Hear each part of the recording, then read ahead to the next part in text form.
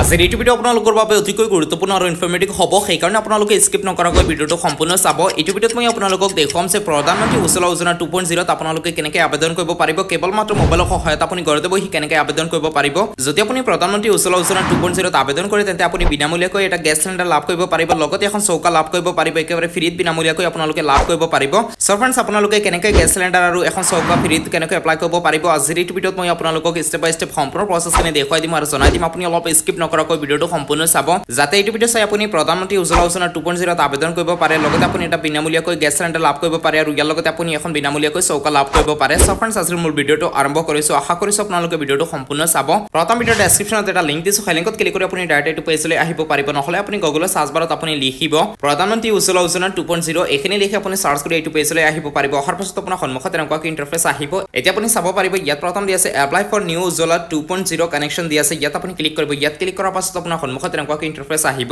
এতিয়া আপুনি তলপিনে আহিব তলপিনে অহাৰ পাছত আপুনি চাব পাৰিব ইয়াত এটা অপচন দি আছে ইয়াত দি আছে অনলাইন পোৰ্টেল আপুনি ইয়াত ক্লিক কৰিব তাৰ পাছত আপোনাৰ সন্মুখত এনেকুৱা ইন্টাৰফেস আহিব ইয়াত আপুনি চাব পাৰিব অনলাইন এপ্লিকেশন আপুনি ঘৰতে বহি আপোনাৰ মোবাইলৰ সহায়ত আপুনি এপ্লাই কৰিব পাৰিব ইয়াৰ পৰা আপুনি যোনটো গেছ লব বিচাৰে সেই গেছৰ ৰাইট সাইডত আপুনি চাব পাৰিব ইয়াত দি আছে ক্লিক হেয়াৰ টু এপ্লাই ইয়াত আপুনি ক্লিক কৰিব তাৰ পাছত আপোনাৰ সন্মুখত এনেকুৱা ইন্টাৰফেস আহিব প্ৰথম ইয়াত আপোনাৰ মোবাইল নম্বৰটো এন্টাৰ কৰিব যদি আপুনি আগতে আইডি পাছৱৰ্ডটো বনাইছে আৰু যদি আপুনি এতিয়ালৈকে বনোৱা নাই তেন্তে আপুনি ৰেজিষ্টাৰ নাও ইয়াত ক্লিক কৰিব ইয়াত ক্লিক কৰি আপুনি আপোনাৰ মোবাইল নম্বৰটো ৰেজিষ্টাৰ কৰি ল'ব একেবাৰে সহজ ইজি প্ৰসেছ হয় তাৰ পাছত ইয়াত আপোনাৰ মোবাইল নম্বৰটো এন্টাৰ কৰিব পাছত আপুনি কন্টিনিউত ক্লিক কৰিব তাৰ পাছত আপোনাৰ সন্মুখত এনেকুৱা ইন্টাৰফেস আহিব আপুনি তলপিনে আহিব ইয়াত আপুনি চাব পাৰিব এটা অপচন দি আছে এলপিজি আপুনি ইয়াত ক্লিক কৰিব ইয়াত ক্লিক কৰাৰ পাছত আপুনি অলপ সময় ৱেট কৰিব ইয়াৰ পাছত আকৌ তলপিনে আহিব তলপিনে অহাৰ পাছত এতিয়া আপুনি চাব পাৰিব ইয়াত দি আছে এপ্লাই ফৰ নিউ কানেকশন আৰু দি আছে সাবমিট কেৱাইসি আপুনি ইয়াত ক্লিক কৰিব তাৰ পাছত আপুনি অলপ সময় ৱেট কৰিব অলপ লোডিং হ'ব তাৰ পাছত আপোনাৰ সন্মুখত এনেকুৱা ইন্টাৰফেস আহিব আপুনি তলপিনে আহিব ইয়াত দি আছে জেনাৰেল স্কিম আপুনি ইয়াত এই ৰাউণ্ডত আপুনি টিক কৰিব এই ৰাউণ্ডত টিক কৰাৰ পাছত এতিয়া আপুনি চাব পাৰিব ইয়াত দি আছে প্লিজ সিলেক্ট আপুনি এই ৰাউণ্ডত আকৌ আপুনি টিক কৰিব তাৰ পাছত আপুনি তলত আহিব অহাৰ পাছত আপুনি চাব পাৰিব ইয়াত দি আছে সাবমিট আপুনি সাবমিটত ক্লিক কৰিব তাৰ পাছত আপুনি অলপ সময় ৱেট কৰিব ইয়াৰ পাছত আপোনাৰ সন্মুখত ফৰ্মখন ফুল খাই যাব এতিয়া আপুনি চাব পাৰিব চাৰিটা ষ্টেপত আপোনালোকে এই ফৰ্মখন কমপ্লিট ফিল আপ কৰি সাবমিট কৰিব লাগিব প্ৰথম আপুনি চাব পাৰিব ইয়াত দি আছে পাৰফেক্ট ইয়াত আপুনি ক্লিক কৰিব পাছত আপুনি ইয়াত প্ৰথম আপোনাৰ টাইটেলটো সিলেক্ট কৰিব পাছত দি আছে নেম ইয়াত আপোনাৰ নামটো লিখিব পাছত দি আছে ইয়াত লাষ্ট নাম ইয়াত আপোনাৰ লাষ্ট নামটো লিখিব দি আছে জেন্ডাৰ ইয়াত ক্লিক কৰি আপুনি যদি পুৰুষ হয় প্ৰথম অপচন সিলেক্ট কৰিব মহিলা হলে দ্বিতীয় অপচন সিলেক্ট কৰিব পাছত তলত আহিব ইয়াত দি আছে মেৰিটেল ষ্টেটাস ইয়াত ক্লিক কৰি আপুনি যদি মেৰিড হয় তেন্তে ইয়াত মেৰিড সিলেক্ট কৰিব সিঙ্গেল হলে সিঙ্গেল আপোনাৰ যোনটো হয় সেইটো আপুনি সিলেক্ট কৰিব তাৰ পাছত দি আছে ডেট অফ বাৰ্থ ইয়াত আপোনাৰ জন্ম তাৰিখ লিখিব পাছত দি আছে নেশ্যনেলিটি ইয়াত ক্লিক কৰি আপুনি ইণ্ডিয়া সিলেক্ট কৰিব ইয়াত দি আছে ৰেসিডেন্ট ইণ্ডিয়া আপুনি ৰেসিডেন্ট ইণ্ডিয়া সিলেক্ট কৰিব তাৰ পাছত দি আছে সিলেক্ট ৰিলেটিভ ইয়াত দি আছে ফাদাৰ আৰু স্পাউস দি আছে ইয়াৰ পৰা আপোনাৰ যোনটো হয় সেইটো আপুনি সিলেক্ট কৰিব পাছত দি আছে ফাৰ্ষ্ট নেম ইয়াত আপুনি যদি ফাদাৰ সিলেক্ট কৰে তেন্তে ইয়াত আপোনাৰ দেউতাৰ নামটো লিখিব ফাদাৰত যদি আপুনি টিক মাৰ্ক কৰে তেন্তে ইয়াত দেউতাৰ নাম লিখিব আৰু যদি স্পাউস কৰে তেন্তে ইয়াত আপোনাৰ হাজবেণ্ড নহলে ওয়াইফৰ নামটো ইয়াত আপুনি লিখিব পাছত তলত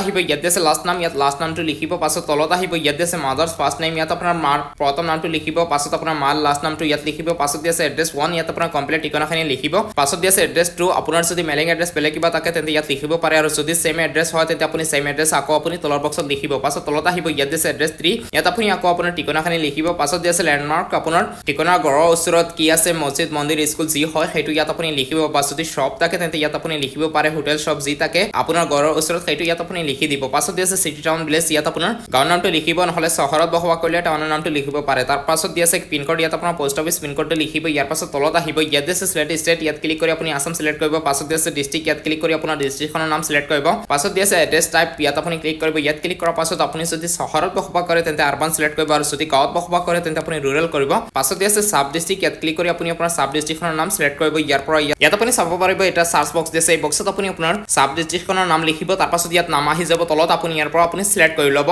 তাৰ পাছত দি আছে সিলেক্ট ভিলেজ ইয়াত আপুনি ক্লিক কৰিব ইয়াত ক্লিক কৰাৰ পাছত আকৌ আপোনাৰ সন্মুখত এনেকুৱাকৈ এটা বক্স আহিব আৰু বক্সত আপুনি চাব পাৰিব ইয়াত আপোনাৰ গাঁৱৰ নামটো আহি যাব ইয়াৰ পৰা আপুনি আপোনাৰ গাঁৱৰ নামটো সিলেক্ট কৰিব গাঁৱৰ নামটো সিলেক্ট কৰাৰ পাছত আকৌ তলত আহিব ইয়াত দি আছে ডিস্ট্ৰিবিউটৰ আপুনি ইয়াত ক্লিক কৰিব ইয়াত ক্লিক কৰাৰ পাছত আপোনাৰ গাঁৱৰ ওচৰত যিখন এজেন্সি আছে গেছ এজেন্সি আছে ইণ্ডিয়ান গেছৰ এজেন্সি আছে আপুনি যোনটো গেছ এপ্লাই কৰি আছে সেই গেছৰ এজেন্সি যিটো আছে আপোনাৰ গাঁৱৰ ওচৰত সেই এজেন্সিৰ নাম ইয়াত আহি যাব ইয়াৰ পৰা আপুনি সেই এজেন্সিৰ নামটো আপোনাৰ সিলেক্ট কৰিব এজেন্সিৰ নামটো সিলেক্ট কৰাৰ পাছত তলত আহিব তলত অহাৰ পাছত ইয়াত দি আছে ইমেইল আইডি ইয়াত আপোনাৰ ভ্যালিড এটা ইমেইল আইডি এন্টাৰ কৰিব আৰু সেই ইমেইল আইডিত আপোনাৰ সম্পূৰ্ণ ইনফৰমেশনখিনি আহিব সেইকাৰণে ইয়াত আপুনি আপোনাৰ ভ্যালিড এটা ইমেইল আইডিটো এন্টাৰ কৰিব তাৰ পাছত তলত আহিব ইয়াত দি আছে সিলেক্ট দা প্ৰডাক্ট আপুনি ইয়াত ক্লিক কৰিব পাছত দি আছে স্কিম টাইপ আপুনি ইয়াত সিলেক্টত ক্লিক কৰিব ইয়াত দি আছে জেনাৰেল স্কিম আৰু দি আছে সেন্ট্ৰেল গভৰ্ণমেণ্ট স্কিম আপুনি জেনাৰেল স্কিমত ৰাখিব পাছত দি আছে স্কিম আপুনি সিলেক্টত ক্লিক কৰিব ইয়াত ক্লিক কৰাৰ পাছত এতিয়া আপুনি চাব পাৰিব ইয়াত দি আছে জেনাৰেল আপুনি জেনাৰেলটো সিলেক্ট কৰিব ইয়াত পাছত আপুনি চাব পাৰিব ইয়াত তলত আহিছে আপুনি কেই কেজিৰ গেছ সিলিণ্ডাৰটো ল'ব বিচাৰে ইয়াত আপুনি চাব পাৰিব 14.2 কেজি জেনাৰেল পেকেজ দি আছে এই ৰাউণ্ডত আপুনি টিক কৰিব এই ৰাউণ্ডত টিক কৰাৰ পাছত আপুনি তলত আহিব ইয়াত দি আছে সাবমিট আপুনি সাবমিটত ক্লিক কৰিব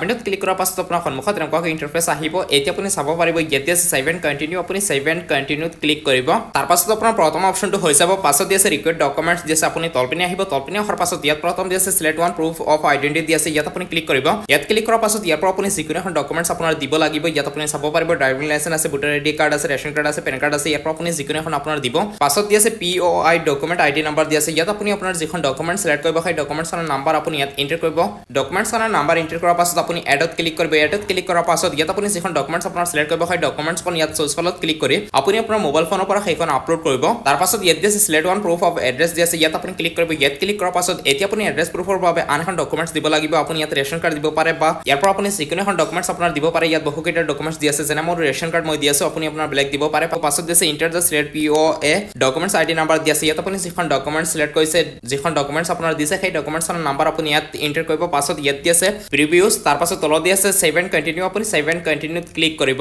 তাৰ পাছত আপোনাৰ সন্মুখত এনেকুৱা ইন্টাৰফেস আহিব আপুনি তলপিনে আহিব এতিয়া আপুনি চাব পাৰিব ইয়াত আপোনাৰ দ্বিতীয় অপচনটো হৈ গৈছে পাছত দি আছে আদাৰ ডিটেইলছ এতিয়া আপুনি 3 নম্বৰ অপচনটো কৰিব লাগিব ইয়াত প্ৰথম আপুনি চাব পাৰিব ইয়াত দিছে prepaid natural gas PNG customer দি আছে ইয়াত আপুনি এই বক্সত টিক কৰিব এই বক্সত টিক কৰাৰ পাছত আপুনি তলত আহিব তলত অহাৰ পাছত ইয়াত আপুনি চাব পাৰিব ইয়াত দিছে if you want to be a part of the nation building ইয়াত আপুনি চাব পাৰিব ইয়েছ আৰু নো দি আছে ইয়াত আপুনি ইয়েছত ৰাখিব পাছত আপুনি তলত আহিব ইয়াত দিছে ৰেশন কাৰ্ড দি আছে আৰু দিছে ষ্টেট ইছ্যু দি আছে ইয়াত আপুনি ক্লিক কৰিব ইয়াত ক্লিক কৰাৰ পাছত প্ৰথম আপুনি আসাম সিলেক্ট কৰিব পাছত দিছে ৰেশন কাৰ্ড নাম্বাৰ ইয়াত আপোনাৰ ৰেশন কাৰ্ড নাম্বাৰটো লিখিব তাৰ পাছত তলত আহিব অহাৰ পাছত আপুনি চাব পাৰিব ইয়াত দিছে পেন নাম্বাৰ ইয়াত আপোনাৰ পেন কাৰ্ড নাম্বাৰটো লিখিব পাছত দিছে পেন নাম্বাৰ কনজিউমাৰ স্পেচ দি আছে ইয়াত আপুনি আপোনাৰ হাজবেণ্ডৰ পেন কাৰ্ড নাম্বাৰটো এন্টাৰ কৰিব আৰু যদি আপুনি পুৰুষ লৈ আছে তেন্তে আপোনাৰ দেউতাৰ পেন কাৰ্ড নাম্বাৰটো ইয়াত আপুনি এন্টাৰ কৰিব পাছত তলত আহিব ইয়াতে এই বক্সত আপুনি টিক কৰিব এই বক্সত টিক কৰাৰ পাছত আপুনি তাৰ পাছত আপুনি তলত আহিব ইয়াত দিছে আপলোড সেকশন দি আছে পাছত দিছে upload the scan copy of photograph দি আছে ইয়াত আপুনি এড এটাচমেন্টত ক্লিক কৰিব তাত ক্লিক কৰাৰ পাছত সোৰ্স ফাইলত আপুনি ক্লিক কৰিব ইয়াত ক্লিক কৰাৰ পাছত আপোনাৰ পাছপোৰ্ট সাইজ এখন ফটো আপোনাৰ মোবাইল ফোনৰ পৰা আপলোড কৰিব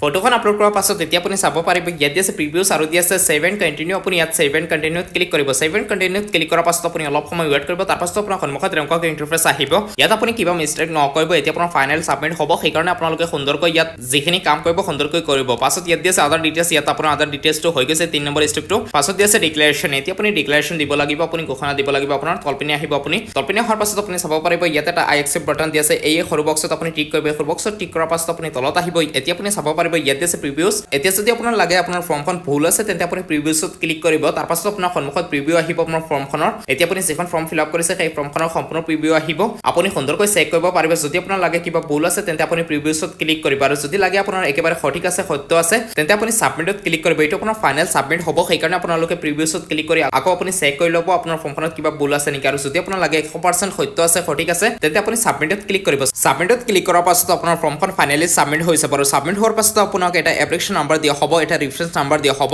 সেই ৰেফাৰেন্স নাম্বাৰৰ জৰিয়তে আপুনি আপোনাৰ ষ্টেটাস চেক কৰিব পাৰিব এতিয়া মই আপোনালোকক দেখাম যে আপোনালোকে ৰেফাৰেন্স নাম্বাৰৰ জৰিয়তে আপোনাৰ ষ্টেটাসটো কেনেকৈ চেক কৰিব পাৰিব ষ্টেটাস চেক কৰাৰ বাবে আকৌ আপুনি এইটো পেজলৈ আহিব অহাৰ পাছত আপোনাৰ সন্মুখত এনেকুৱা ইন্টাৰফেস আহিব এতিয়া আপুনি চাব পাৰিব ইয়াত লেফট সাইডত দি আছে চেক ষ্টেটাস আপুনি ইয়াত ক্লিক কৰিব তাৰ পাছত আপুনি অলপ সময় ৱেট কৰিব তাৰ পাছত আপুনি চাব পাৰিব ইয়াত আছে ৰেফাৰেন্স নাম্বাৰ এতিয়া আপোনাক যিটো ৰেফাৰেন্স নাম্বাৰ দিয়া হৈছে সেই ৰেফাৰেন্স নাম্বাৰটো আপুনি ইয়াত এন্টাৰ কৰিব পাছত দি আছে ডেট অফ বাৰ্থ ইয়াত আপুনি আপোনাৰ জন্ম তাৰিখটো আপুনি সিলেক্ট কৰিব ইয়াৰ পৰা ইয়াত আপুনি চাব পাৰিব তিনিটা বক্স দি আছে ইয়াত আপুনি এই তিনিটা বক্সত আপোনাৰ জন্ম তাৰিখটো লিখিব পাছত এই সিকিউৰিটি কোডটো আপুনি ইয়াত এন্টাৰ কৰিব পাছত তলত আহিব ইয়াত আছে চেক ষ্টেটাস আপুনি ইয়াত ক্লিক কৰিব ইয়াত ক্লিক কৰাৰ পাছত আপোনাৰ ফৰ্মখন অফিচত আপলোড হৈছে নে ৰিজেক্ট হল ইয়াত আপুনি সম্পূৰ্ণ তথ্যখিনি আপোনাৰ পাই যাব আপোনাৰ ফৰ্মখনৰ কমপ্লিট ষ্টেটাসখিনি আপুনি পাই যাব ইয়াত যদি ইয়াত আপোনাৰ ফৰ্মখন আপলোড হৈছে তেন্তে ইয়াত আপোনাক এটা ৰিসিপ্ট দিয়া হ'ব আৰু এই ৰিসিপ্টখন লৈ আপুনি আপোনাৰ বেংক পাছবুক আৰু আপোনাৰ পাছপোৰ্ট সাইজ এখন ফটো লৈ আপুনি আপোনাৰ গাঁৱৰ ওচৰত যিখন এজেন্সিৰ নাম আপুনি সিলেক্ট কৰিছে সেই এজেন্সিত আপুনি যাব অতি সোনকালে আপুনি যাব ৰিসিপ্টখন লৈ লগতে আপুনি এই ৰেফাৰেন্স নাম্বাৰটো লৈ যাব যদি ইয়াত আপুনি ৰিসিপ্ট নাপায় তাৰ পাছত আপুনি ৰেফাৰেন্স নাম্বাৰটো লৈ আপুনি আপোনাৰ গাঁৱৰ ওচৰত যিটো এজেন্সি আছে গেছ এজেন্সি আছে সেই এজেন্সিত আপুনি যাব এই ৰেফাৰেন্স নাম্বাৰ লৈ তাৰ পাছত সিহঁতে আপোনাৰ ফৰ্মখন চেক কৰিব ইয়াৰ পাছত আপোনাৰ বেংক পাছবুকটো ৰাখিব বেংক একাউণ্টৰ সম্পূৰ্ণ ডিটেইলছখিনি ৰাখিব ইয়াৰ পাছত আপোনাক এটা LPG সিলিণ্ডাৰ দিব লগতে এখন চৌকা দিব সো ফ্ৰেন্ডছ আজিৰ এই ভিডিঅ'ত এইখিনি আছিল আশা কৰিছো আপোনালোকে নিশ্চয় বুজি পাইছে এনেকৈ আপোনালোকে